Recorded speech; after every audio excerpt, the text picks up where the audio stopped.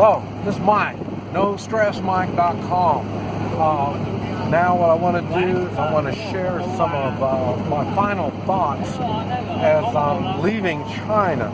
This is April 7th, 2018, and we're in some village. I don't remember the names of all these places. Anyway, and we're south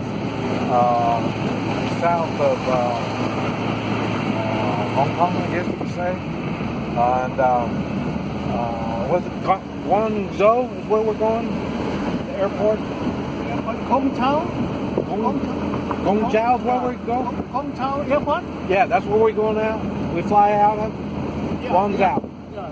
Guangzhou, wherever that is. But like I say, it's down by Hong Kong.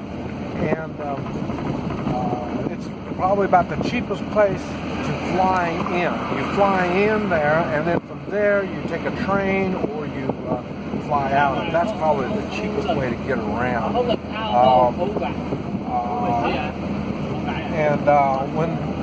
Here, let me show you around here while I'm talking. So, my wife and I live in, well, not even in, but we're kind of by Chengdu, Chendu, I think is the way to spell it, and that's kind of northwest China, and it's expensive. It's like $1,400 to fly there, round trip from Tulsa. But if I just fly into Chengdu, it's about $600, or not Chengdu, but fly into wherever this place is that we're going to, it's about $600, and then another $200 to fly on to Chengdu. So it's cheaper to do it like that. But anyway, I've had a lot of cool experiences. I've been here since the 1st of November of 2017, and right here, this truck, this was really tore up, and I was shocked. I asked them how old it is, and because vehicles can only be 15 years old, and then you got to take them off the road. And so I asked them what year, and this thing is 11 years old, so it's really tore up from what it is. It's made by General Motors, probably General Motors here in China. I just want to kind of talk about some of the things that I've learned since I've been here. Things are cheap. You pretty much count on half price compared to the United States, and even less. Now, if you want to be stylish, my wife she's stylish, and so she gets really good quality clothes and good quality furniture and all this, and it's cost more than what it does in the United States. So so if you really want the good quality stuff, it costs. But they do have good quality stuff, and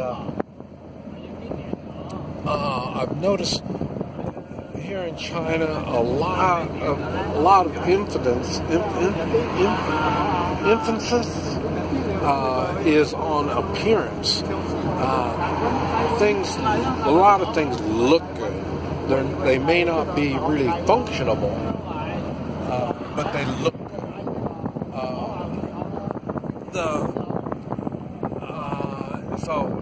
And that is a big thing. That's why I say my wife, she really dressed nice. And, she look at her apartment. She got a nice apartment. So it's what it appears. Now, I've talked about class, the different classes of people, and that is really apparent.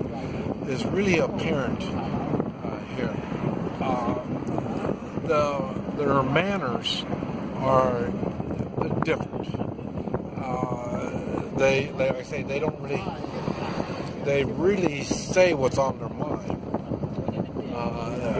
They don't try to watch their words. They just flat put it out.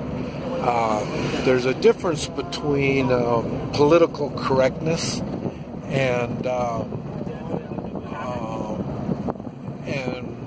being tactful with your words.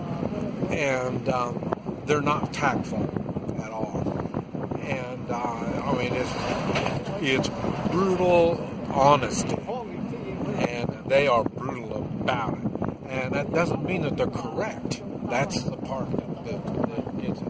My wife, a lot of times, she'll say things, and she really believes this is correct. And you know, because this is what they learn, this is what they go by, and so this is why a lot of times there's a lot of confusion between the Western world and, you know, and the Eastern world. Another thing,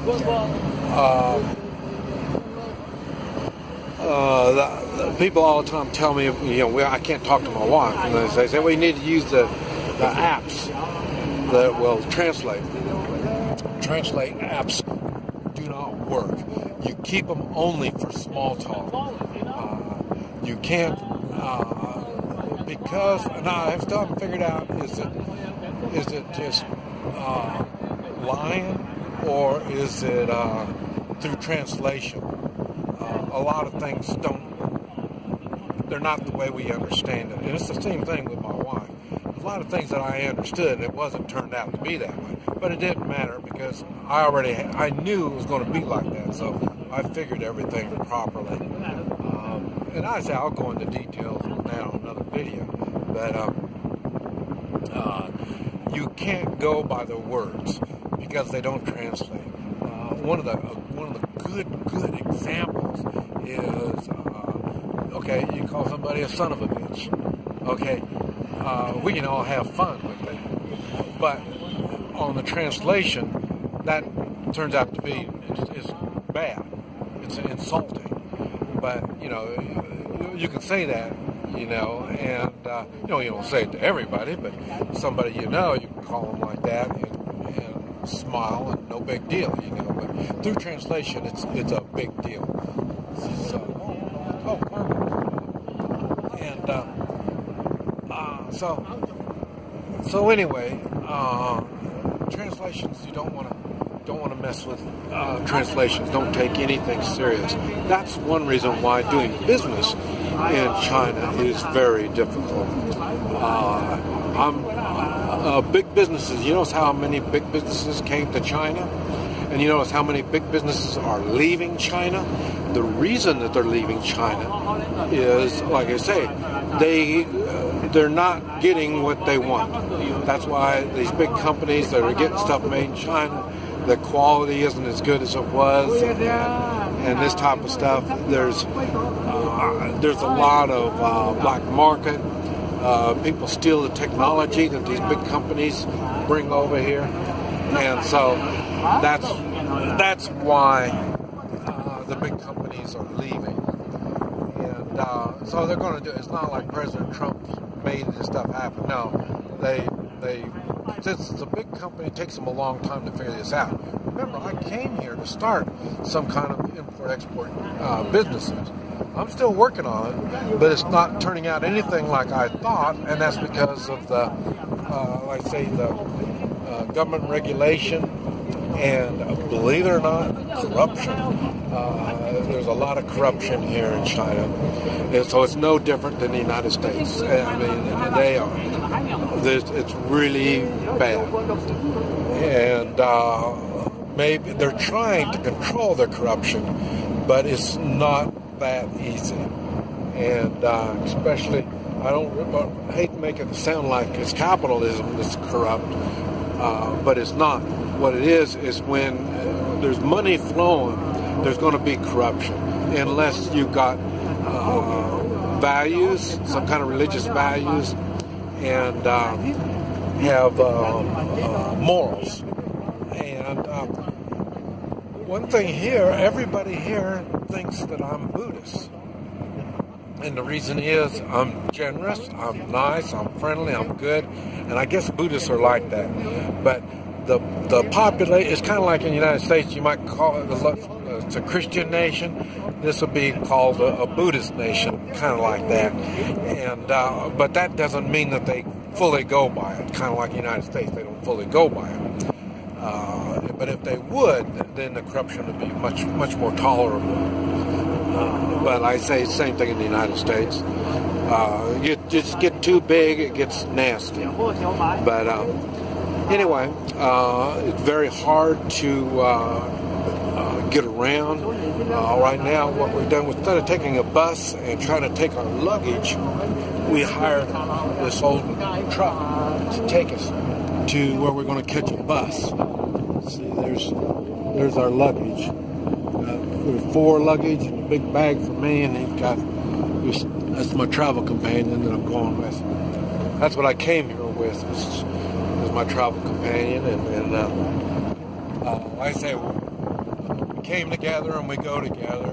But the time we were here, he was going to be he's got his own places that he travels, he's got friends and stuff like that. So we really didn't spend a lot of time with each other. That's why I went to Thailand.